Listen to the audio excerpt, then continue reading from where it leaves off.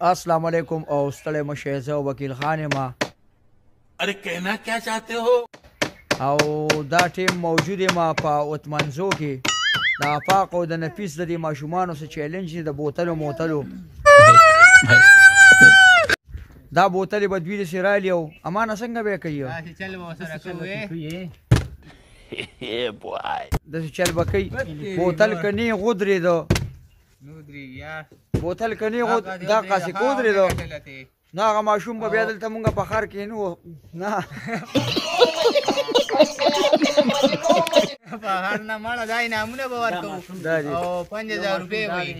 دا انعام به ورکوي او 5000 روپۍ به ورکوي. ویلاګ شروع کېدو والا دی. ته کولی شي توک احمده او پرې چې دی وکړي دا خو به دې ته به یو کړي دا میز به دې مات کړي دا اوس مونږ کټکي مټکي راوړو دا میز ډېر اوچت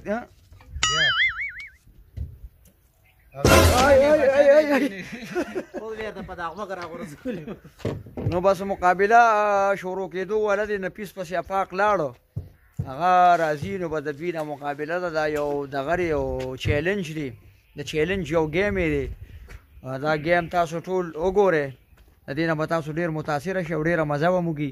دا احمد ماشوم دی او د زیباګل زوی دی.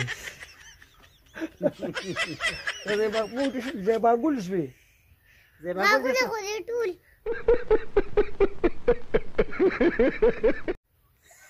څه دي غټ دي زما خو غټ دي ستا خوټې دي زما خلکو ته معلوم دي. دا خو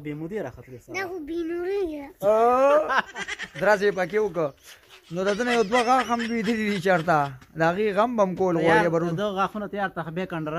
ته ورته وښایې دا چل ورته وکړه داسې وکړه ورته وکړه ورته وښایه ورته غاښونه شو وکړه سمو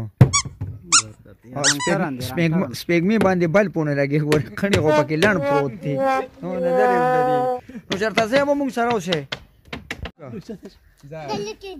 وکړه وکړه شابه په مزه دغه لږ ځای پاتې دغه هم پکې ماتې دغه وور دا یې څه چل کړي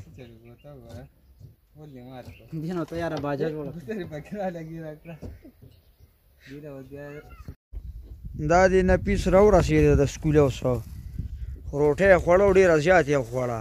څونه دې وخوړه نه مړه دا خو دې طبعي کړې ده نو دومره خو ستا ګېډه نه ده نو دومره پکې څنګه راله که پیریان هم دسه وخوړه دا دې کاروبار شروع دی.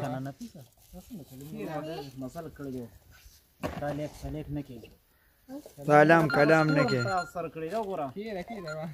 دا خو رشکور په سر کړی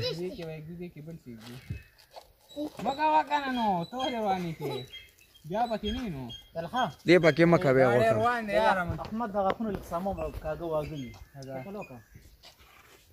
کار پکې ولې وکړه یو 200 کار پکې ولې وکړه نه نه نو کاږو یو 200 کار پکې ولې وکړه उड़ीसा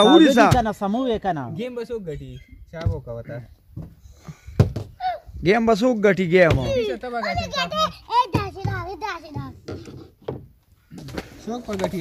नफीसा दे केम ता सामान बन करे रे